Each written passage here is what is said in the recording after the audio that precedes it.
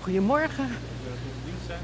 Ja, ik moet eigenlijk naar de oogarts. Kunt u mij... Dan moet u even naar binnen en dan staan we bij de gastvrouwen. Ja? U kunt u de weg vragen. Op zo'n wijze gaan mystery guests bij de ziekenhuizen del om te zien hoe ze met ouderen omgaan. Het Antonius ziekenhuis in Snits krijgt Jood het predicaat senior vriendelijk, onder oren vanwege de gastheren en gastvrouwen die het meest kunnen helpen.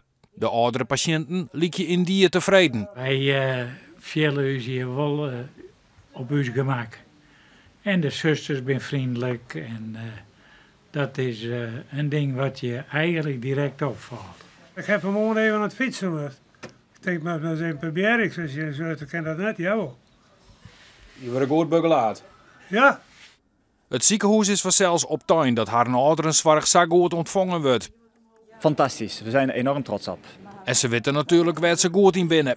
Aandacht voor de patiënt en niet alleen kijken naar het ene ziektebeeld wat er is, maar bij een oudere is vaak het geval dat er meerdere ziektebeelden zijn. En de aandacht voor die meerdere ziektebeelden, dat maakt het juist onderscheidend waarom je juist voor die kwetsbare ouderen kiest. Wat voor ouderen ook belangrijk is als ze op de polybezoek moeten komen, dat diverse afspraken voor één dag op één dag gemaakt kunnen worden, zodat ze niet te vaak hier naartoe hoeven te komen.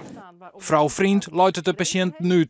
Dus onder andere dat als dat nodig is, dat de partner kan blijven slapen.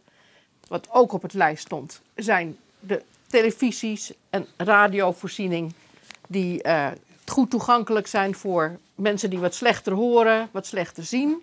En iets waar in ieder geval de cliëntenraad ook mee bezig geweest is nachtverlichting in de kamers.